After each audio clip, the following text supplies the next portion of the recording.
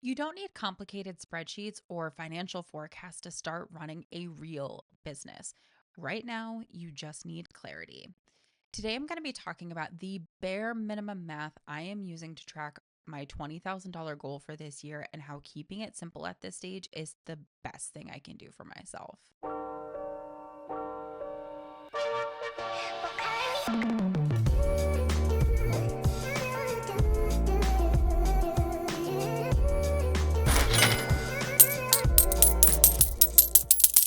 Hello, my beautiful entrepreneurs. My name is Tabitha Bear, and this is A Hot Mess Builds an Empire, the Chaos to Cash series. It's a continuation. I don't know why the Kung Fu moves came out, but I'm gonna stick with the Kung Fu moves. I think they give it a little something. Yeah. Okay.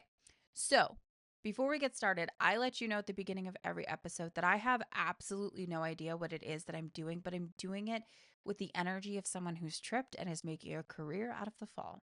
So, I'm going to go over the bare minimum math that I'm doing to track my $20,000 goal, but how I'm still like sort of managing my finances because the thing is like I am an avoider. I am.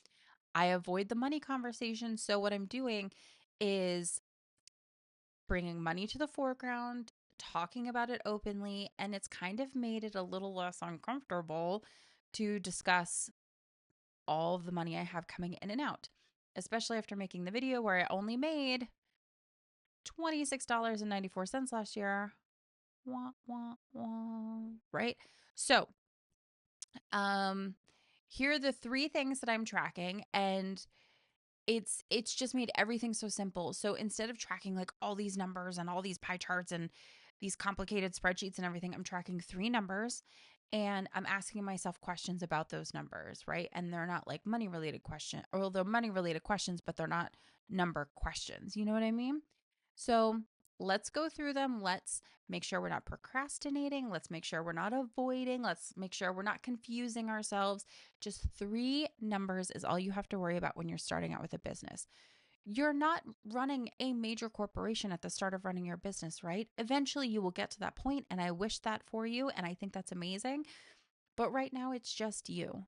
So let's keep it simple and let's just look at the numbers.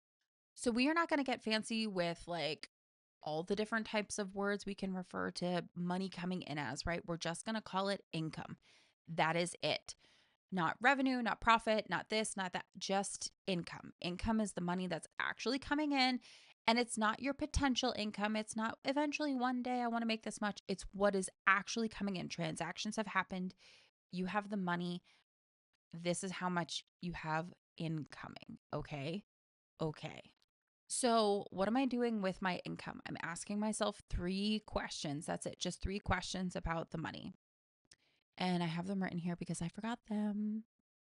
Okay, so how much did I make this month? Where did it come from?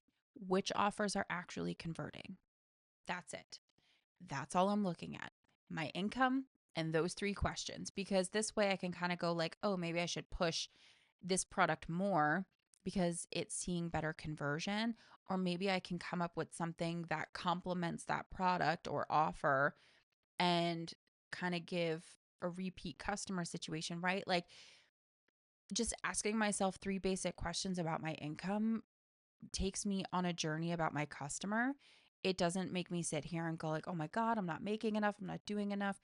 No, it's active, momentum pushing, needle pushing questions about my income, okay? And by having those questions in place, it pushes me to reach my $20,000 goal. Okay, the second thing that I keep track of money wise is expenses.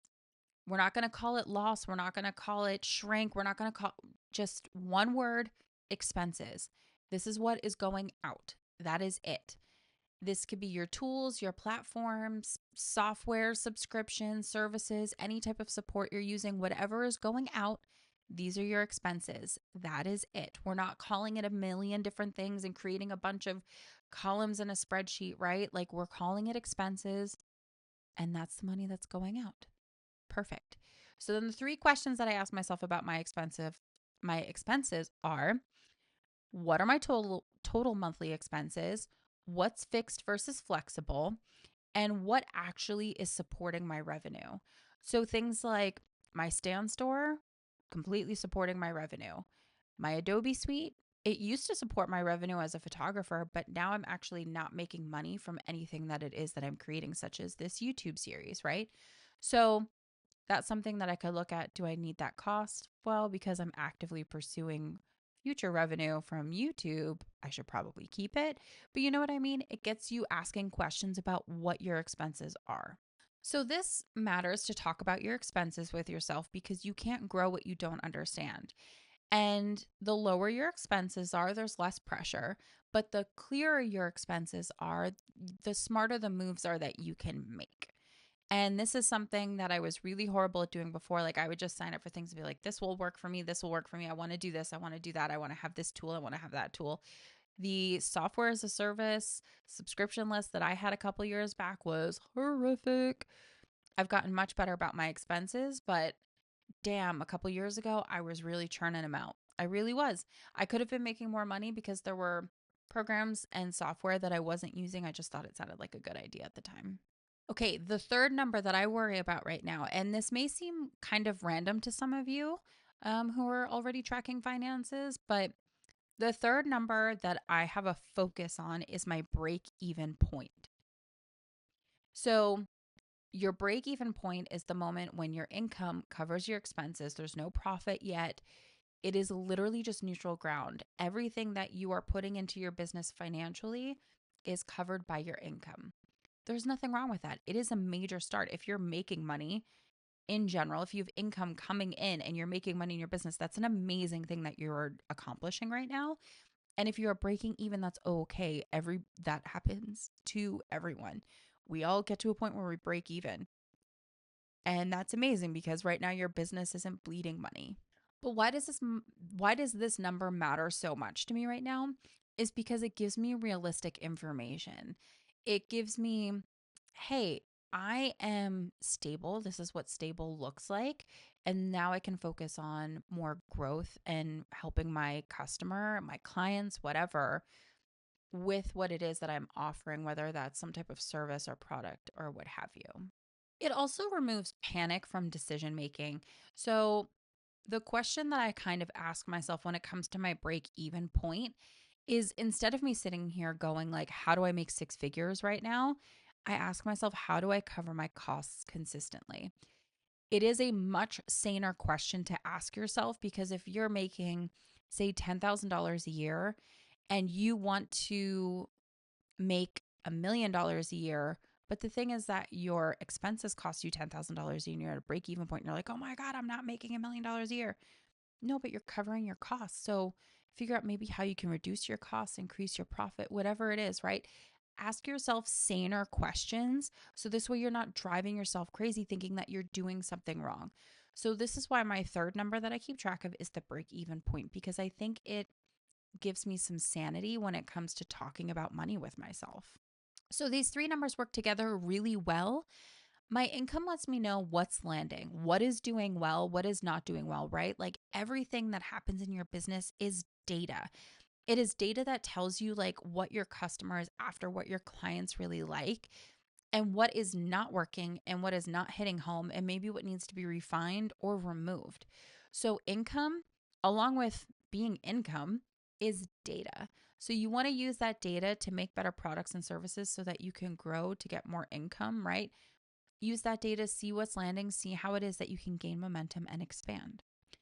Your expenses tell you what's required. Again, data. Go through your expenses, go through your subscriptions. Do you need all of them? I switched from one auto posting app last year to a new one. It was cheaper and it offers more services. Am I still keeping it? Yeah, I think so because I post a lot to Threads. So I let it like auto post all my random ideas and it just kind of keeps me consistently posting while I'm sleeping. But the thing is that like it's still an expense, but it's a cheaper expense because I switched companies. So that kind of works out for me. Eventually, I think I might get rid of it, but for now, it's something that's working for me, growing my community and pushing me towards more revenue, right? Like there is a push towards the bottom line for it. So that's why I'm keeping it, is because it's a revenue support system. Now, the break even point, that tells me what's necessary. These numbers let me know, am I bleeding money? Am I treading water? Am I moving forward? There is no extra math needed at this point in time. There really isn't. So don't overcomplicate it. Don't make tables and pie charts. I am a huge Excel nerd. I love Excel so much, and I love creating the craziest shit and macros and all kinds of stuff in Excel. Don't do that to yourself. I'm telling you, don't do it. 3 sheets is all you need in your Excel. Like, one is income, one is expenses, and one is just like a table that adds everything up for you, right? Are you in the red? Are you black? Are you green? That's it. Don't go crazy. Ah, I'm telling you from my experience, you're going to avoid it. You're going to procrastinate about it. Just 3 numbers. That's all you need to worry about. So how does this propel me towards my $20,000 goal this year? I'm not chasing random wins. I'm focusing on the data that everything gives me to create better decisions, to chase consistent income, and to build a better business that helps serve who it is that I'm trying to serve, right? And it's really important to always take a step back and look at it, that you need to focus on the people, not the product. And that's something that I have lost numerous times over the years. And I think getting back to that, I've noticed that there's more clarity in my message. There's more conversion happening in the background in terms of like people signing up for my newsletter and stuff like that. And that's because I'm just focusing on sharing information, and people love information. And when I look at these 3 numbers, what it does is it makes my $20,000 achievable. And I know that I've broken it down to monthly goals to make it like digestible, but this makes it measurable, achievable, and repeatable. And that's what you want to do, is if something is working, you want to repeat that process over and over again. And then that's what will get me to my $20,000 this year. So why am I avoiding but ignoring everything else right now when it comes to finances and forecasted, income, profit margins, all of that shit? Listen, I can't overcomplicate it right now. My relationship with money is really terrible because I avoid it, because it makes me very sad as to how much I'm spending versus how much I am making. I am making this much and I'm spending this much on my business, right? So it's very depressing. So to get myself into the room with my expenses, I need to be realistic, but in a very simple kind of way. And I think when it comes to the scaling math part, that just comes later. And eventually I'll probably hire like some type of accountant, or I will use some type of accounting software. But I'm not in that position right now because I just want to see what's working, what's consistent, proof that this is all working. And honestly, at the end of the day, I just really want confidence about money. And that's what I'm after right now, is to be confident about what it is that I am paying for, to be confident about what it is that I'm making. And that is going to come from being bare minimum and completely simplistic about how it is I'm approaching money right now. And then the rest will just grow with the company. So, what do I want you to take from this video? I think it's really important to note that you don't need to track everything right now. You you don't make it complicated for yourself. Don't make it such a chore to do your finances. And honestly, I look at this maybe once a month. I just go through and I check, like, these are my expenses for the month. This is my income for the month. I don't do it on the daily. I don't do it on the weekly. I just do it on the monthly because I'm not making that much money right now. And if I keep refreshing my bank account over and over and over again, no good's going to come from that. So it's just better to track the right things, not track everything.